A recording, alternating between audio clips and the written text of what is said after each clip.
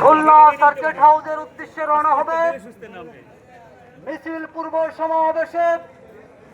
এই পর্যায়ে আপনাদের সামনে সংক্ষিপ্ত বক্তব্য রাখবেন বাংলাদেশের জামায়াতে ইসলামের লবণচূড়া থানা শাখার সম্মানিত সেক্রেটারি, আমাদের সকলের প্রিয় ভাই জননেতা জনাব মাহমুদুল হাসান জিকো।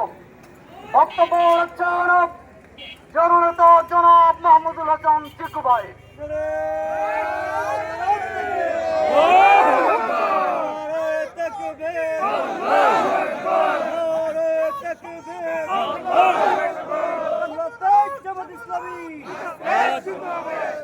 আসসালামু আলাইকুম ওয়া রাহমাতুল্লাহ। সম্মানিত খুলনাবাসী, আপনারা জানেন বাংলাদেশ জামাতে ইসলামী খুলনা মহানগরী কর্তৃক আয়োজিত খুলনা বিভাগীয় 11 দলীয় ঐক্যের আজকে সার্কিট হাউসে দুপুর 2টায় সমাবেশ অনুষ্ঠিত হবে ইনশাআল্লাহ। আজকের এই সমাবেশ হচ্ছে গ্যাসের মূল্য বৃদ্ধির প্রতিবাদে, তেলের মূল্য বৃদ্ধির প্রতিবাদে, বিদ্যুতের মূল্য বৃদ্ধির প্রতিবাদে আজকের এই সমাবেশ। সংগ্রামী ভাইরা, আপনারা জানেন 12ই ফেব্রুয়ারি যে জাতীয় নির্বাচনের সাথে গণভোট অনুষ্ঠিত হয়েছিল, সেই গণভোটের লক্ষ্য ছিল জুলাই সনদের পক্ষে হ্যাঁ এবং নায়ের। সেই গণভোটে বাংলাদেশের জনগণ 70% ম্যান্ডেট নিয়ে হ্যাঁ ভোট বিজয়ী হয়েছিল। কিন্তু আমরা দেখতে পাচ্ছি সরকার নিজেদের স্বার্থে জনগণের এই গণরায়কে মেনে নিচ্ছে না।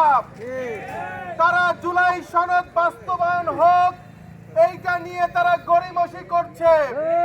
আজকের সমাবেশ হচ্ছে সেই গণভোটের গণরায় বাস্তবায়নের সমাবেশ। আজকের সমাবেশ হচ্ছে মানুষের অধিকার আদায়ের সমাবেশ।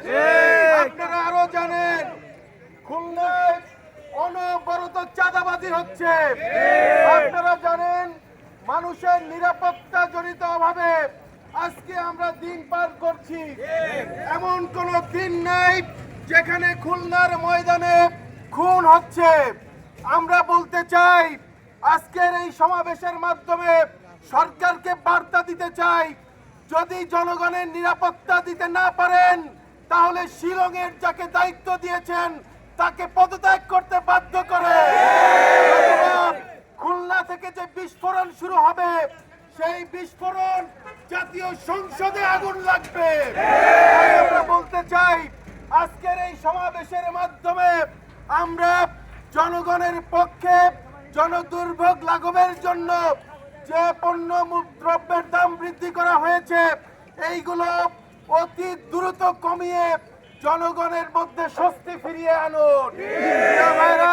আমাদের মধ্যে আজকে আমরা এখন সমাবেশের উদ্দেশ্যে মিছিল নিয়ে যাত্রা শুরু করব। আমরা শৃঙ্খলার সাথে মিছিলে সকলে যোগ দিব। যারা স্লোগান দিবেন, স্লোগান হবে জনগণের পক্ষে, কাউকে আঘাত করে কোনো স্লোগান দিবেন না। আমরা পণ্যদ্রব্যের বিরুদ্ধে স্লোগান দিব, জুলাই সনদ বাস্তবায়নের পক্ষে স্লোগান দিব। থানার নেতৃবৃন্দ সামনে থাকবেন এবং অন্যান্য ভাইয়েরা পর্যায়ক্রমে মিছিলের পিছনে থাকবেন।